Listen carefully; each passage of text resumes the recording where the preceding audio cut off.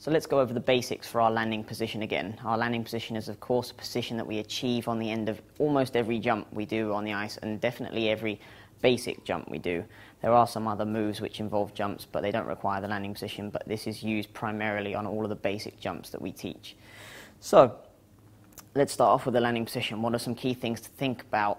Always landing on a soft knee. If you ever come down on straight knees, then it really sends all that shock when you hit the floor all the way up through your body, up into your spine. It can cause damage, so always make sure you land on nice soft knees whenever you hit the floor. As mentioned in our landing position, especially on the jumps on the ice, you want to make sure that your shoulders and head are facing the direction that you've come from. So usually our landing position, well actually always our landing position comes out on a back outside edge. Therefore we're creating a circle with that backward outside edge. Our shoulders and our head want to be facing the direction that you came from. So as we land our jump, we always land our basic jumps on the ice on a backward outside edge. Therefore, when we're creating an outside edge, we're creating a circle going around the ice rink. So our shoulders need to be faced to turn in slightly, to face the direction that we came from. If we were coming backwards in a straight line, our shoulders and our head would be completely square facing forwards. But because we're creating that circle and we're coming round on a curve, we want our shoulders and our head to be faced in slightly, face where we came from. Now onto our free leg. So our free leg is the leg that is not on the floor. That's our skating leg, the one that's in contact with the ice. Our free leg is the one in the back here, which is not in contact with the ice at all. So in the position of the free leg should be completely straight here, no kink in the knee. As soon as you get a slight bend in the knee, it makes it very unaesthetically pleasing, so it doesn't look too good on the eye. You want to make sure that your leg is completely rigid and lock that knee out. Not only locking the knee out, but also locking the ankle out, so you get a nice toe point on the end of your landing position. This again is purely for just the line. It makes your whole extension of the landing position look a lot nicer, and everyone enjoys looking at a much toe point rather than a toe flexion on that landing position. So another thing to think about when you are performing your landing position off ice is that when you're sitting with your bent knee position, your knee wants to be over your toe. If you look down, which you shouldn't necessarily do in a landing position, but for this purpose, if you look down, your knee should be covering your toe. Shouldn't be open here or closed off here inside. Should be right directly over that toe, so you've got complete stability in your landing position. So now we're going to look at some exercises for the landing position off ice. Of course, always performing the landing position straight into it and holding it is always beneficial for you. Whenever you can try and practice this, whether you're out, out on the streets, whether you're out in public, whether you're out in your own home and sitting in front of the TV, always good to practice this landing position. But making sure you think about, what you're doing in the landing position. It's no good just kind of sitting there like this and thinking you're going to get some benefit from it. You want to make sure that you've got your nice bent knee, you've got your stretched free leg with your pointed toe, and your head up with your shoulders looking into the direction that your jump would have come from if you were performing this on the ice.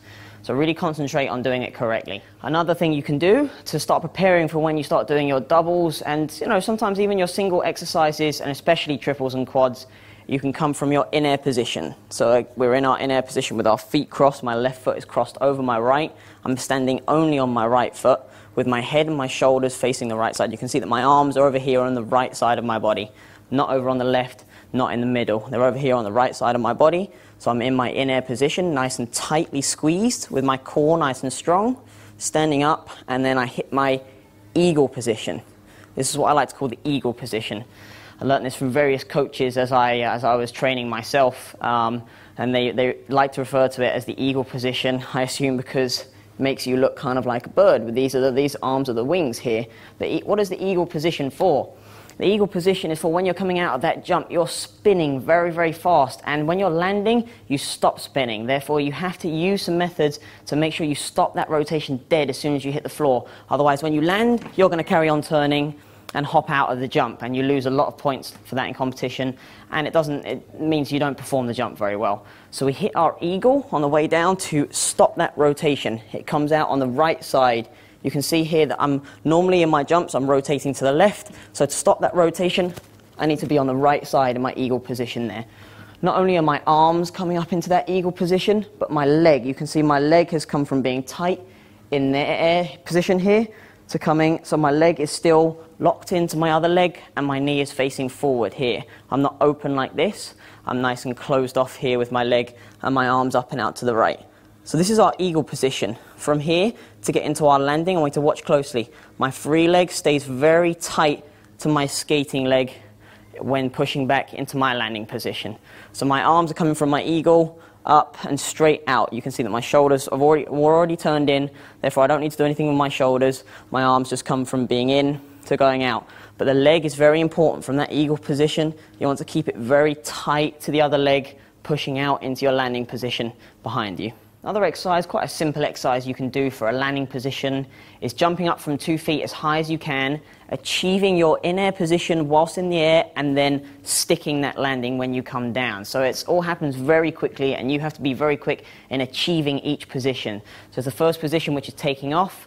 The second position, which is when you're up in the air, you've got your nice feet crossed together. Remember, left foot in front of the right foot, and your arms nice and tight over your right body. And then the third position, which is your landing position as soon as you hit the floor. So a demonstration of this is jumping up, achieving, and sticking when you hit that landing position.